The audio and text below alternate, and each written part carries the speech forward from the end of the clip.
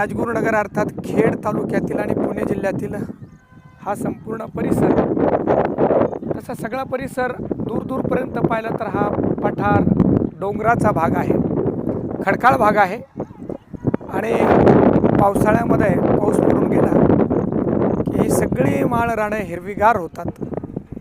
पण जसं पावसाळ्यामध्ये वातावरण आहे तसं काय उन्हाळ्यामध्ये नसतं.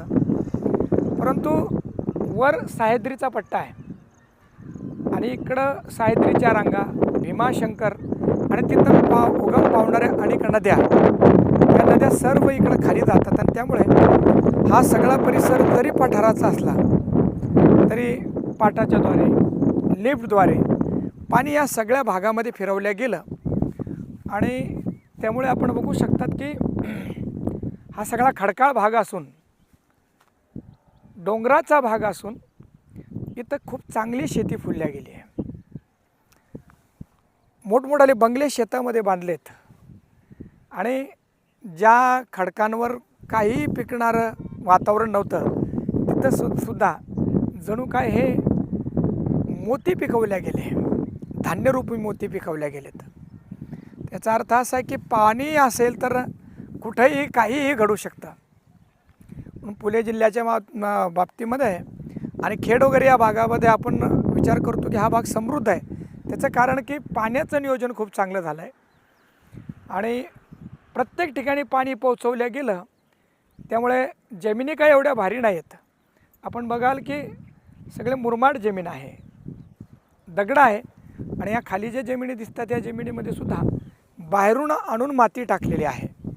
पण तरीही 12 महिने पिकणाऱ्या या जमिनी पाण्याचं ठिकठिकाणी थांबवण्याचं नियोजन केलं, त्यामुळं पाणीही आहे आणि फक्त पावसाळ्यातच नाही तर उन्हाळ्यामध्ये जरी आपण इकडं आलात तर या सगळ्या परिसरामध्ये 12 महिने पिकं निघतात. ही सगळी भूमी हिरवी असते. इकडं हा राजगुरुनगर खेडचा भाग आहे आपण जो बघताय. समोर इकडं आळंदी आहे आणि इकडं खाली आपण गेलो तर हा केंदूर आणि अजून इकडं खाली आपण गेलो तर इकडं मग शिरूर वगैरे असा हा भाग आहे. सगळा हा इथला पठार भाग, डोंगरांचा भाग एका काळामध्ये एकदम नापीक कोरडवाहू जमिनी या ठिकाणी होत्या. परंतु कुकडीचं पाणी असेल, वर वेगवेगळे जी धरणं आहेत त्या धरणांची पाणी इकडं खाली लिफ्टद्वारे आलं आणि हा सगळा परिसर आहे त्याचा चेहरा मोहरा बदलून गेला.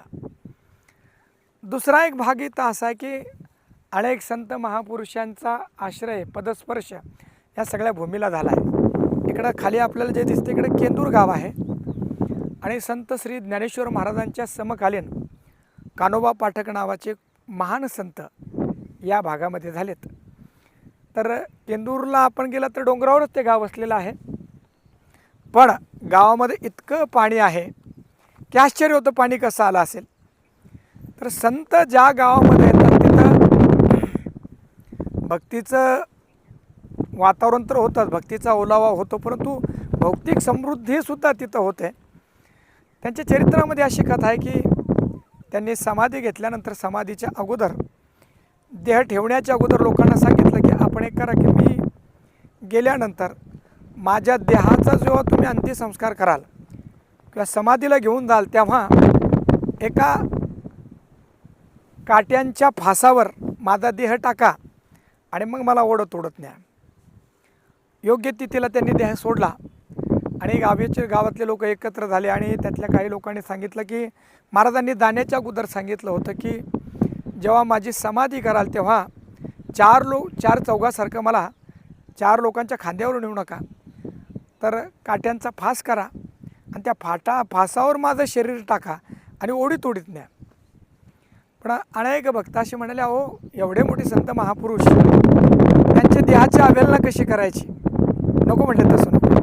आणि मग अतिशय सन्मानाने त्यांची अंत्ययात्रा निघाली आणि पुढे काही त्यांच्या समाधीचं जे स्थान निश्चित केलं होतं ती जागा काही थोडीशी राहिली. तेव्हा त्याच्यातले काही भक्तजन म्हटले, अहो सगळा प्रवास जरी आपण त्यांच्या मनासारखा केला नसला तरी त्यांनी जाण्याच्या अगोदर जे सांगितलं होतं की माझी जी अंत्यसंस्कार आहे किंवा माझी जी अंत्ययात्रा आहे की तुम्ही त्या फासावर काढा. शेवटचे त्यांनी जे सांगितलं होतं काहीतरी त्याच्यामध्ये अर्थ असेल. महापुरुषांच्या सगळ्या क्रियांना काहीतरी अर्थ असतो. तर आता आपण राहिलेल्या काही जागेवर महाराजांनी सांगितलं त्याप्रमाणे त्यांना नेऊया. आणि मग तो काट्याचा फास आणला, त्यांचा पार्थिव देह त्याच्यावर ठेवला आणि त्या काट्याने ओढीत ओढीत ओढीत ओढीत त्या समाधी स्थानापर्यंत नेलं. त्यांना तिथं समाधी दिली आणि त्याचा परिणाम असा झाला की दूर दूर दूर दूर कुठं पाहिलं तर पाणी नाही, परंतु जिथं त्यांच्या देहाला त्या काट्याने ओढत ओढत नेलं आणि जिथं त्यांची काय देहातील रक्ताचे थेंब जिथं सांडले असतात तिथं पाणीच पाणी झालं. म्हणजे हे जे डोंगर आहेत या डोंगरांना अनेक महापुरुषांचा सहवास आहे. त्यांचे चरण या भागाला लागलेले आहेत. आणि एवढंच नाही तर संत श्री ज्ञानेश्वर महाराज पैठणला जे गेलेत ते याच भागातून गेलेत. आणि पैठणहून जेव्हा आलेत तेव्हा रेड्याला घेऊन आले. रेड्याला आळे फाट्यावर समाधी दिली. तिथून मधल्या मार्गे अवसरी असेल, इकडं शेलपिंपळगाव असे ते आळंदीला गेलेत. तर या सगळ्या परिसरातून माझे ज्ञानोबा माऊलीसुद्धा गेलेले आहेत.